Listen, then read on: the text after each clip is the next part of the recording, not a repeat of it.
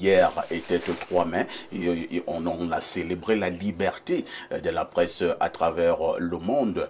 Ce matin, nous le savons mieux que quiconque, l'élection présidentielle au Cameroun, c'est pratiquement dans 5 mois. Il y a une vive polémique au Cameroun au sujet justement de cette liberté de la presse. Beaucoup pensent et soupçonnent qu'à l'approche de cette élection présidentielle au Cameroun, la presse est en train d'être bâillonnée. Et je commence par l'honorable Essomba Bongono. Honorable, êtes-vous de ceux qui pensent quand même que cette liberté de la presse au Cameroun est de plus en plus menacée? Menacé est un mot fort. Ah, le mot est fort. L'exercice de la liberté de la presse est risqué au Cameroun. Il faut le reconnaître. La menace est relative. Le mot peut être relativisé. C'est risqué d'exercer dans le secteur de la liberté de la presse. Pourtant, la Constitution a consacré cette liberté qui s'analyse souvent comme une liberté comportant des droits. Oui. Pour ceux qui exercent le métier, les métiers de la communication ou les métiers connexes à l'exercice de cette liberté, mais aussi des obligations, voire des devoirs, notamment le devoir d'informer, le devoir de former, le devoir de bien informer, le devoir de respecter la dignité humaine. Ça peut même s'analyser comme une obligation absolue. Donc, il faut reconnaître que l'exercice de l'ensemble des métiers qui concourent à l'exaltation de la liberté d'expression n'est pas aisé dans notre pays pour diverses raisons. Il y a des raisons économiques, il y a des raisons socio-culturelles, il y a aussi des raisons, j'allais dire, politiques. Parce qu'on n'arrive pas toujours à faire la part des choses entre l'expression éditoriale et l'engagement politique. Et pourtant, il m'a semblé que cette ligne de démarcation devrait être claire. Parce que lorsqu'elle n'est pas suffisamment claire, les pièges sont nombreux. Et le journaliste qui se déploie dans sa ligne éditoriale est souvent surpris qu'on lui parle d'engagement politique. Alors qu'en réalité, il devrait pouvoir avouer son engagement politique pour d'autant mieux exercer sa liberté éditoriale. Est-ce qu'un journaliste prend position lorsqu'on parle de politique? Parce que là, vous parlez d'engagement politique. Oui, si vous regardez... Qu'est-ce que vous mettez d'engagement politique lorsque vous parlez du journaliste? Quand je parle d'engagement politique, je parle d'une situation qui fait que le journaliste qui ne s'engage pas politiquement n'est pas bien compris. Y compris par ceux qui sont, j'allais dire, soit ses lecteurs, soit ses auditeurs, soit ses téléspectateurs. Plus vous êtes engagé politiquement, mieux vous avez des arguments de confort. Plus vous êtes pertinent. Et si vous regardez dans la plupart des pays où l'exercice a une certaine ancienneté dans le temps, l'engagement politique a toujours structuré une bonne expression de la liberté de la presse, une bonne expression de la liberté. L'engagement politique a été, j'allais dire, le curseur, celui qui permet de vérifier que nous sommes en train d'aller vers des évolutions de civilisation, ou alors nous sommes en train d'aller, nous faisons marche arrière. Et vous remarquerez qu'il y a même, dans l'engagement politique, dans la ligne éditoriale d'un certain nombre de grands organes de presse et même de certains médias, l'expression de l'engagement politique, c'est-à-dire des éditoriaux politiques qui n'ont rien à voir avec l'exercice du métier, parce que là, on recrute les meilleurs talents. Au niveau même des genres journalistiques, l'éditorial amène déjà le journaliste à prendre position. Voilà, et cette prise de position ne peut pas être neutre. Elle ne devrait même pas... Le journaliste doit se battre pour que cette prise de position soit politique. Parce que lorsque les forces politiques sont dans leur rivalité ou dans leur combat, en général, chacun protège ceux qui sont de sa chapelle. Très bien. Et le risque du journaliste, et je conclue si vous permettez là-dessus, le risque que court le journaliste camerounais, c'est de donner l'impression qu'il peut faire l'équilibrisme. Ce n'est pas possible. Ah bon? Il faut s'engager politiquement. Vous insistez, hein? Moi, je vous le dis, il faut Attendez, s'engager. attendez, on va être clair. Hein. C'est-à-dire, Oui. pour le cas du Cameroun, parce que votre affaire d'engagement politique, là, me crée un véritable problème dans mon cerveau. Moi, je suis donc parfait ici. Oui. Comment Parfait démontre qu'il est engagé politiquement dans le cadre de l'exercice de ses fonctions? Comme je viens souvent présenter libre expression ici tous les dimanches, Oui. je dois montrer par exemple que je soutiens le MRC, ou alors je dois montrer que je soutiens le RDPC, je dois afficher une certaine complaisance avec le PCRN. Ce n'est pas un engagement militant. C'est un engagement politique au sens sociétal du terme. C'est-à-dire, lorsque vous regardez certaines chaînes qui vous sont concurrentes, Oui. le traitement des faits montre très bien l'engagement de certains. C'est-à-dire que l'engagement... La chaîne est basée à Yaoundé. La chaîne n'est pas basée à Yaoundé, mais sa façon de traiter les faits montre qu'on n'est pas dans le traitement journalistique. D'accord. On est dans le traitement politique. Et même, vous allez voir que dans la distribution des rôles sur le plateau, il y a toujours une ouverture éditoriale. Et il y a, j'allais dire, un épilogue qui permet d'orienter ceux qui regardent. De telle sorte que vous arrivez dans une ville comme Douala, vous entrez dans certains taxis, vous ne pouvez pas écouter une autre chaîne de radio. Les gens, à une certaine heure, tout le monde sait que c'est la chaîne de radio aussi qui va passer parce qu'on va nous dire ceci et cela. Et de façon subliminale, les gens se confortent là-dessus. Et vous allez voir que le lever de bouclier est souvent virulente. Lorsque vous osez vous levez contre une prise de position de ces chaînes-là. Pourquoi? Parce que l'engagement est politique. Merci. Donc, si vous avez un engagement professionnel, l'engagement professionnel et corporatiste, il est faible de mon point de vue, parce que la corporation n'est pas encore solide. C'est l'engagement politique qui va mieux protéger le journaliste au Cameroun.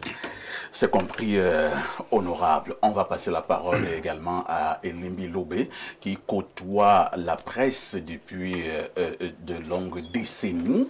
Elimbi Lobé, peur sur la liberté de la presse en cette veille de présidentielle au Cameroun? Oui. Et oui. pourquoi?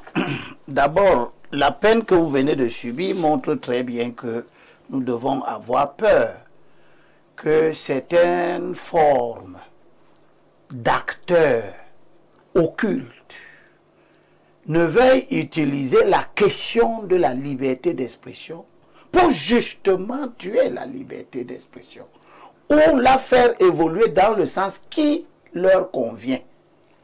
C'est pour ça que je suis d'accord avec l'honorable quand il évoque la nécessité pour les journalistes d'avoir un engagement politique qu'il a justement distingué de l'engagement militant. Nous voyons très bien que l'engagement militant peut virer à l'eau de l'obscurantisme. Oui. Vous voyez un engagement militant qui veut que on est dans le fanatisme le plus absolu, qui vous empêche d'avoir la moindre analyse objective, parce que on a beau parler, mais dans la société, il y a des faits objectifs. Et ces faits objectifs, quelles que soient les analyses, les opinions que vous pouvez avoir sur ces faits objectifs, le fait existe en lui-même, il dit quelque chose. Quand quelqu'un a détourné 1,8 milliard de francs tous les mois des caisses de l'État, ceci est un fait. Il s'impose à tout le monde comme un crime. Maintenant, l'engagement militant peut vouloir que certaines organisations politiques œuvrent pour mettre cette affaire d'une gravité extrême sous le boisseau. Oui. Tandis que les mêmes qui mettent un fait aussi grave sous le boisseau, en raison de leur militantisme qui voudrait que leur corps, leur microcosme politique soit présenté comme un bon, un saint, eh bien, lorsque ça sera à Tangana Mebara qui a détourné, on va amplifier ça. Sauf que la liberté d'expression est mise en danger lorsque vous avez des censeurs qui ne laissent pas que le débat démocratique lui-même amène la régulation. Parce que vous avez donc des gens qui vont vous dire qu'il n'y a pas eu de meurtre dans le Mungo. Et il y a des gens qui vont vous établir preuve à l'appui dans les archives du Cameroun qu'il y a eu des meurtres. La régulation n'a rien à faire là-dedans. C'est l'exposé des faits qui enseigne aux enfants que, effectivement, M. Aïssi Vondo était ministre de l'administration territoriale. Voici ce qu'il a laissé comme document dans les archives du Cameroun. Et on va vous reprocher d'avoir laissé une liberté d'expression pour que les générations d'aujourd'hui sachent exactement ce qui s'est passé alors que les gens d'aujourd'hui n'étaient pas encore nés. Donc il y a là un équivoque. Il y a quelque chose qui n'est pas bien. Lorsque quelqu'un d'autre se donne la liberté, par exemple, de vouloir empêcher qu'on ne sache que l'un des pères fondateurs de ce pays, André-Marie Mbida, a lutté les mains propres. On nous apprend ce que Gandhi a fait. Il a lutté pour la libération de l'Inde. Il n'a pas fait de groupe armé. L'Inde était une colonie. Mbida a lutté pour la libération du Cameroun sans verser une seule goutte de sang et il est arrivé au pouvoir. Et on s'arrange pour que personne ne sache que le premier drapeau du Cameroun, c'est André-Marie Mbida. On s'arrange pour que personne ne voit la photo devant la cathédrale de Yaoundé. Lorsque André-Marie Mbida embrasse le premier drapeau du Cameroun, il transgresse un ordre des accords de tutelle qui ne voulait pas que les pays sous tutelle aient un drapeau, aient un hymne, aient une devise. Et on ne sait pas, on oublie. Et on met sous le boisseau le fait que le père travail patrie, que tout le monde évoque tous les jours, c'est André-Marie Mbida. Et il n'a pas pour avoir ça, il n'a versé aucune goutte de sang. C'est-à-dire que André-Marie Mbida est l'incarnation de la suprématie de la morale qui doit guider l'action politique en tout temps, quelles que soient les circonstances. C'est ça, André-Marie Mbida. Les gens qui veulent faire la promotion du crime, qui veulent faire l'apologie des meurtres, comme étant un instrument de politique, ce sont les mêmes qui nous disent aujourd'hui que si on s'amuse en 2025, eh bien, ceux qui survivront arrangeront. Cela veut dire qu'il y aura des morts. Parce que si quelqu'un parle de survivants, il est en train de dire subliminalement qu'il y aura des morts. Le temps vient où je vais parler de ce qui a dit ça. Mais tout le monde sait que depuis un certain temps, sous le prétexte de revendiquer des élections libres et transparentes, on crée les conditions où la violence devient coutumière. Elle est d'abord langagière, puis elle passe dans les esprits comme étant quelque chose de légitime. Ceux qui font ça, c'est ceux qui ont des groupes physiquement violents, qui agressent les représentants du Cameroun à l'étranger, qui agressent les artistes, qui enfarinent les ministres, et qui peuvent devenir encore plus violents si rien n'est fait. Et heureusement que, justement, pour éviter que le débat politique ne soit caporalisé, il y a eu des gens comme vous. Il y a des gens comme d'autres qui permettent à divers sons de cloche d'exister et de faire en sorte que ceux qui entendent, ceux qui comprennent, voient exactement où tel camp veut les amener, contrairement à tel autre camp qui veut amener à ceci ou à cela. Donc la liberté d'expression doit être consacrée. Il ne faut pas une espèce de censeur qui vient dire « Non, tu as dit ceci, ça, ce n'est pas bon ». C'est dans le cadre de l'exercice de la liberté d'expression que les gens eux-mêmes doivent établir ce qui est bon de ce qui n'est pas bon. Vous savez que nous avons eu sur ce plateau quelqu'un qui a dit que la basse était une chance pour le Cameroun. Ouais. Il a dû répondre devant les organes de répression. Ouais. N'est-ce pas? Je suis dans le camp de ceux qui voulaient qu'on lui portât plainte régulièrement et qu'on le punisse. Non pas dans le cadre de la liberté d'expression, mais dans le cadre des atteintes à la sûreté nationale. Parce que vous ne pouvez pas dire qu'un organe, visiblement une entité criminelle, est une chance pour un État qui aspire à la paix et à la stabilité. C'est compris, Abel. Et je termine, le premier président de la Cour suprême avait déjà fait tout un discours sur la liberté d'expression, où il a dit que il y a des comportements manifestement illégaux qui trouvent leur justificatif dans la liberté d'expression. Demain, des gens viendront nous dire que M. Lebou Emmanuel, qui a détourné 1,8 milliard des caisses du trésor de l'État tous les mois pendant 10 ans, était une chance pour eux. Parce qu'ils sont des receleurs. Et l'enquête n'est pas allée au fond pour voir avec qui Lebou Emmanuel a mangé cet argent pendant 10 ans. Parce que toi-même, comme tu as un gros ventre, tu ne peux pas manger 1 milliard 800 millions de francs tous les mois pendant 10 ans. Pour l'instant, M. Lebou en prison.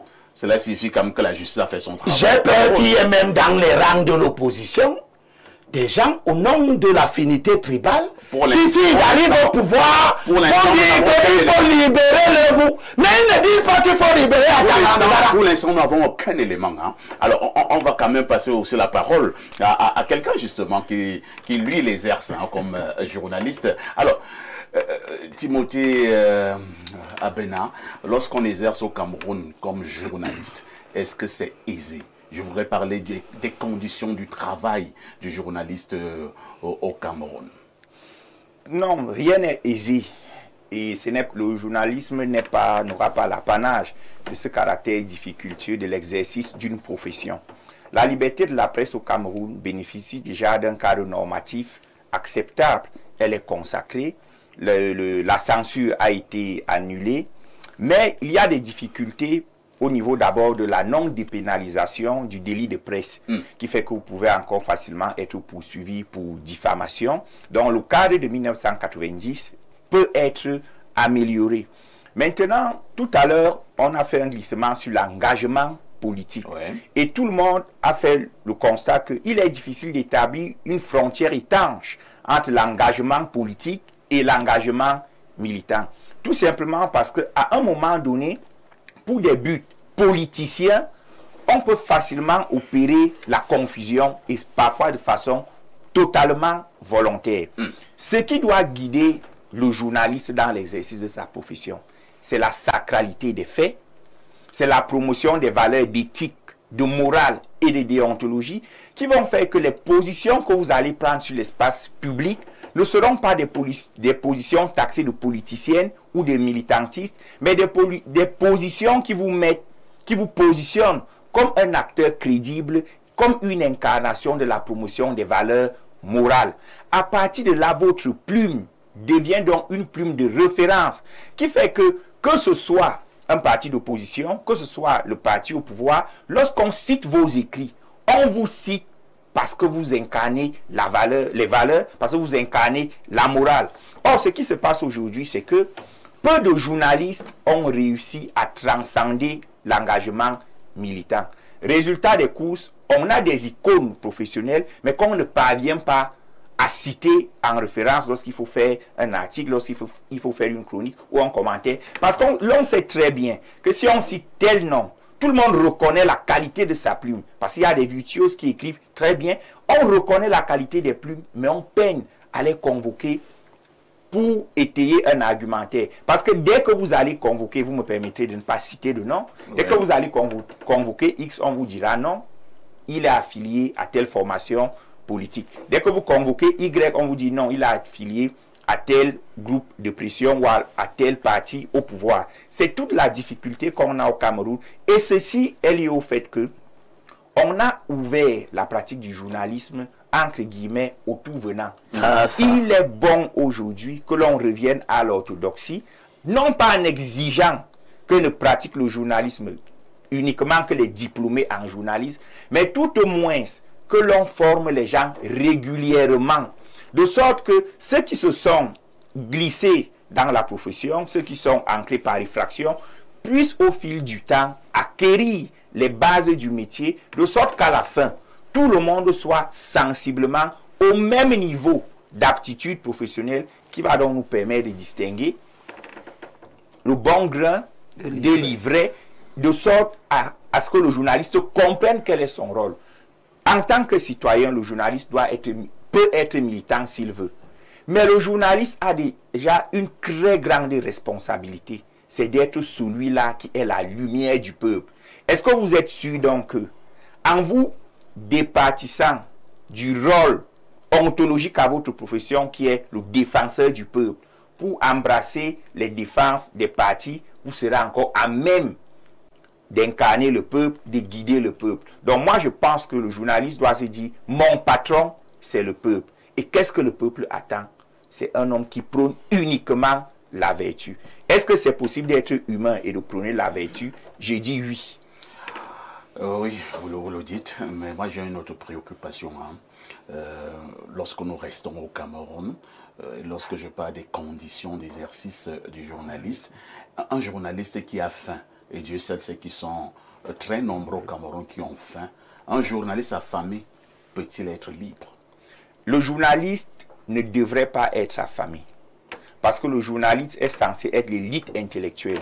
Et lorsque vous êtes un intellectuel, vous ne devez pas être guidé, vous ne devez pas être guidé par les besoins du ventre. Vous avez même la possibilité d'exercer des professions parallèles, mais de venir exercer le journalisme en tant que lumière de la société. Lorsque vous voulez être riche, vous voulez faire fortune, ne venez pas dans le journalisme. Moi je ne parle pas des riches. Il dit qu'un bonhomme, il est même sorti d'une école de journalisme au Cameroun.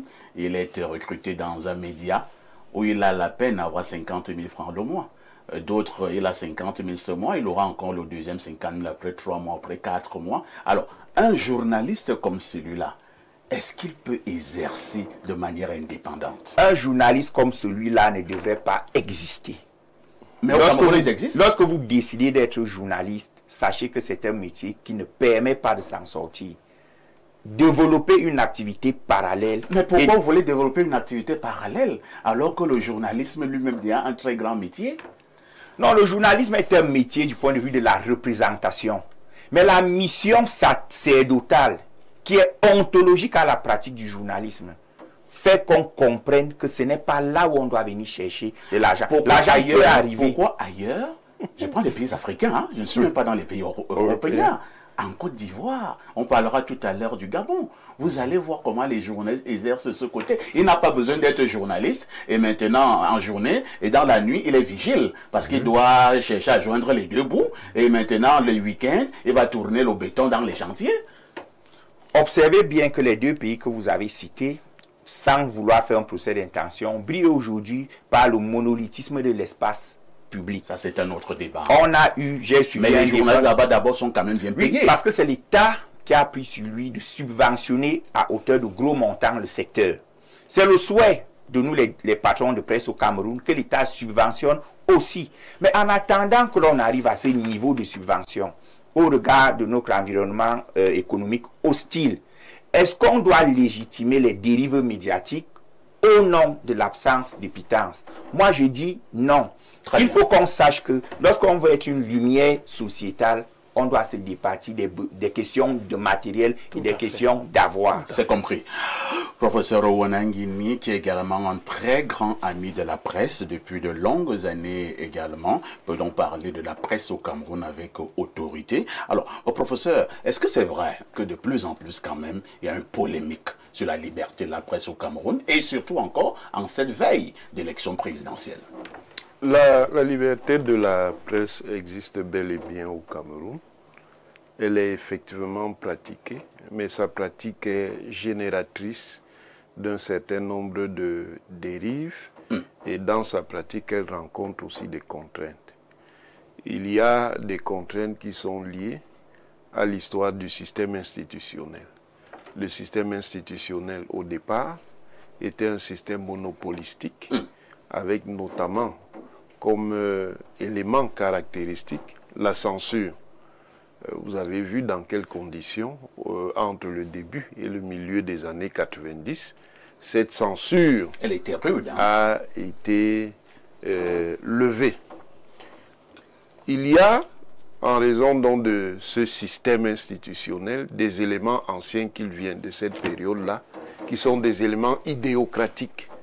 Une idéocratie, c'est un ordre politique dans lequel il y a une idée hégémonique qui n'accepte pas des idées concurrentes. Donc, comme il y a des éléments du système ancien, il peut encore exister dans notre espace médiatique des éléments qui viennent de cette logique-là. Il y a des éléments médiacratiques. Les éléments médiacratiques, c'est qu'il y a un certain nombre de pouvoirs qui, dans la société, se saisissent des médias, confisquent les médias pour leurs intérêts. Et dans l'espace camerounais, c'est l'une des plus grosses sources de restriction de la liberté de la presse. Ah bon? Mais ce n'est pas spécifique au Cameroun. Cette évolution est une évolution planétaire. Même là où le pluralisme de la presse est pensé comme étant avancé, aujourd'hui, l'un des problèmes, c'est que ces pouvoirs-là se sont emparés de la presse. La médiacratie est nourrie également par un autre élément. Et cet élément-là, il est très important. C'est même lui qui est le principal élément qui canalise la liberté de la presse. La plutocratie, c'est-à-dire le gouvernement des riches et de la richesse. Ce sont les riches qui ont la possibilité de financer les entreprises de presse. Et ils ne se contentent pas de financer les entreprises de presse, ils se saisissent des orientations de ces entreprises de presse. Et cela est vérifié aussi au Cameroun? Bien sûr que c'est vérifié. Vous pensez que certains médias sont financés par certains groupes de pression? Bien sûr, c'est clair. Vous avez évoqué un média ici tout à l'heure, ses orientations politiques. Quel média? Comme un média qui est du côté de Douala. Il y a plusieurs médias là-bas, Douala. Oui, mais il y a un média caractéristique qui n'aime pas beaucoup Elimbi Lobé, qui est typique de cela. Il y a des contraintes koinocratiques, c'est-à-dire qui sont liées à la structure socio-anthropologique du pays. Parce qu'une partie des restrictions vient de la pluralité sociale et communautaire du Cameroun. Là aussi, ce sont des éléments de censure qui existent. Et c'est à eux d'ailleurs que M. Elimbi Lobé faisait référence tout à l'heure. Par exemple, un débat, comme le débat sur ce qui s'est passé dans le Mungo, a été censuré avec l'intervention de ces contraintes koinocratiques. Ça veut dire qu'il y avait un discours qui consistait à empêcher ceux qui disaient, et c'est la vérité malheureusement, qu'il y a bel et bien, non pas seulement des meurtres, c'est trop petit, il y a eu du nettoyage ethnique. De la même manière qu'actuellement, il y a un autre phénomène de nettoyage ethnique qui se passe au Cameroun dont on ne parle pas. Les Bororo dans le Nozo sont victimes de nettoyage ethnique dans le cadre des affrontements qui sont liés à ce qu'on appelle la crise du Nozo. Il y a donc ces différentes contraintes qui s'exercent sur la liberté de la presse. Il y a aussi la contrainte de la doxocratie, c'est-à-dire le gouvernement de l'opinion. Et c'est là particulièrement qu'interviennent les journalistes qui, sous le prétexte de dire leur part de vérité, en réalité finissent par des abus. On ne sait plus finalement si ce sont des journalistes ou si ce sont des prophètes politiques. Donc, tous ces éléments sont des éléments qui contribuent à biaiser. Pour parler comme oui, mais l'engagement politique comporte toujours le risque de glisser à l'engagement militant, dans l'engagement militant, dans l'engagement partisan ou dans l'engagement sectaire. Donc, il y a en réalité une régulation qui doit s'établir aux différents niveaux, au niveau personnel, au niveau des professionnels des médias, au niveau de la société qui regarde et consomme les médias, au niveau des institutions publiques de régulation des médias. Tout cela, c'est un ensemble qui doit permettre de réguler la liberté de la presse. Parce que la liberté de la presse, oui, c'est bien. Mais dans certaines conditions, ça peut aussi être dangereux. Quand c'est utilisé de manière abusive. Si vous utilisez, par exemple, la liberté de la presse, dans une logique qui consiste à mettre en question la sécurité ou la sûreté de l'État, il est évident, et quel que soit le système institutionnel, que vous aurez affaire aux institutions publiques qui sont chargées d'assurer la sécurité ou la sûreté de l'État. Merci, professeur Owenangini. C'est ce qu'il fallait dire comme mise en bouche ce matin. La liberté de la presse au Cameroun à l'approche de cette élection présidentielle. Nous marquons un autre arrêt et on prendra le premier véritable sujet inscrit à l'ordre du jour.